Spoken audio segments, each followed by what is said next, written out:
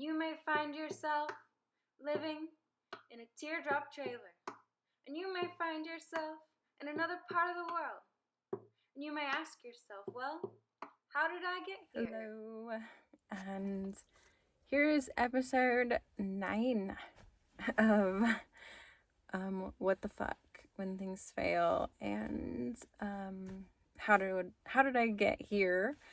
This situation, disabled, basically homeless, living out of this tiny little teardrop trailer. You see it? Here's the walls. I can reach them with my hands.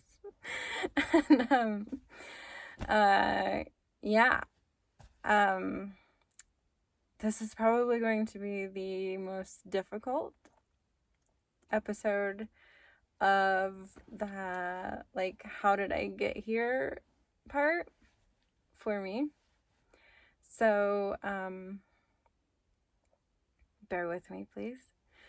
And, as you know, I mentioned in the previous video that I was, going back, to California, and I was making all these plans to visit places. I had meetings set up with people for jobs and apprenticeships and other things. And I also had it set up where I could write in a dome and undistracted. I wanted to finish that book. And so I was flying out of Indy to go back to California, and this was only a few weeks later.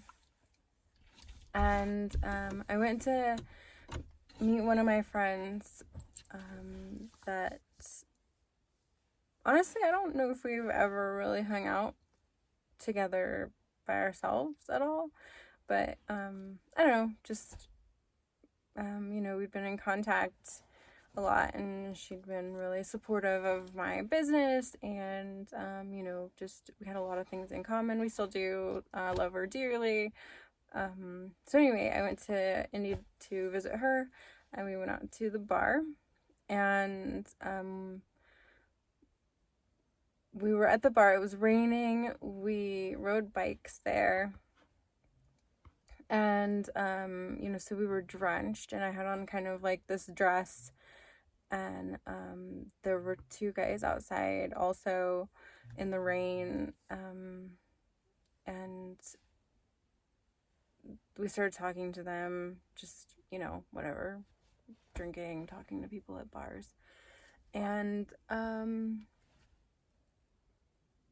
I remember walking back to her house with them.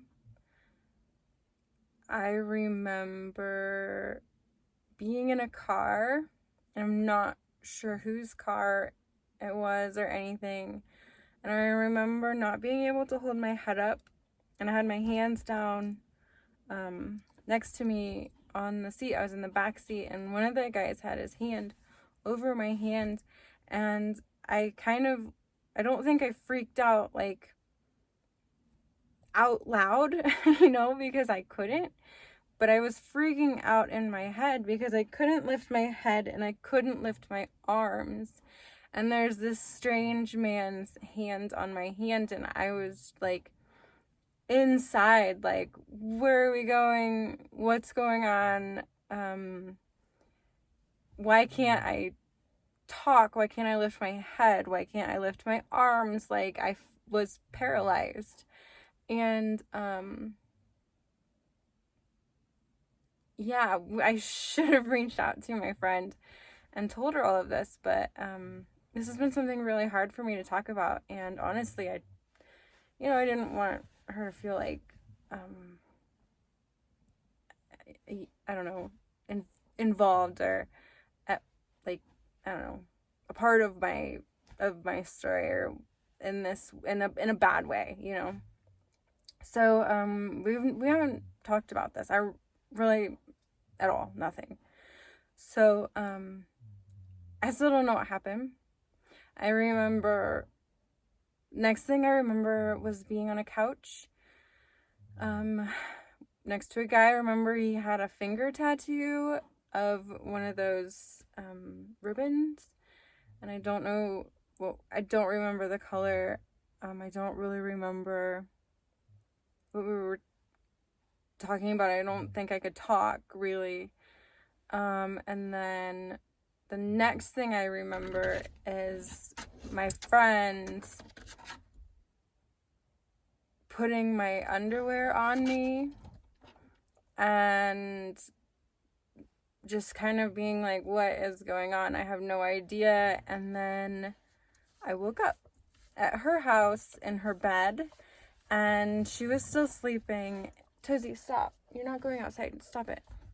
And I went to the bathroom, and I felt really weird. Like a weird that I'd never felt before in my life. Like, not in my body, and like everything was happening in another dimension. Like I wasn't able to like touch things right or feel things right. I was all like tingly and numb, and when I went to the bathroom it hurt really bad, like all of my holes, really, really, really bad. And my underwear were on inside out. And you know, at that point I just panicked, and it was like I felt like everything in me just kind of, my whole being just stopped. It was like I was instantly pale, instant panic, instant sweat, instant burning, instant brain fog, instant everything. And so I didn't stick around long. I drove back to my ex-husband's house because I was getting the flight the next day, and I called him to come home from work because I could barely drive. Like I couldn't focus, I couldn't feel my arms. I was freaking out because I couldn't feel my limbs, and my throat was all weird. It felt like it was closing, and my tongue was trying to like come out of my mouth like my body, but when I looked in the mirror I looked fine. But all of these sensations were happening to me, you know. And so I'm curled up on the couch and I'm freaking out, and I'm trying to explain all of these things that my body's feeling to him, and I couldn't. And he was like, it's just anxiety, you know, you'll be okay. So I was like, okay. And so he took me to the airport. It was early the next morning. I got on the plane and I was still feeling all of that. And I remember just sitting there on the plane, like 4.5 hour flight, just like, where am where am I? I see my body. I can see it. I can see myself moving my fingers. I can see myself doing these things, but I can't really put it together. I can't feel it. And I'm still in panic mode. I still feel like I'm panicking. And I really hadn't said what happened to anyone. I wasn't sure. I had no idea, you know, and I was also just like ashamed, you know, maybe like because my dress was wet or I drank too much or something. So I had this whole thing of just not knowing what went on, not wanting to get my friend in trouble or to make her feel bad or anything, and not understanding what my body was going through. And now I've done a lot of research and everything, and you know, of course, I'll back up in the next video, but you know, of course everyone was like, oh, that was something traumatic for you, so we have to work on that specific event, PTSD, blah, blah, blah. Well, that wasn't the case, really, because that was one of the farthest things from something traumatic that I have experienced. What was more traumatic was waking up feeling like that and not going away and freaking out about that. And what I feel and what I understand and what feels right in my body, and Hans Stege, I've mentioned him in a different video series, the mental health ones, or contemplating, I guess. But, he has this theory where we have just this amount of stress that we can handle. And once it's out, that's when disease happens. It manifests in you. We don't have a nervous system. We are a nervous system. And when that is in a constant state of arousal, it has this effect on your health. And it can only stay that way for so long. And then you run out. And what I think happened with that event was I ran out. And so anyway, I'm on a plane and I get to California, and I'm still really dissociated.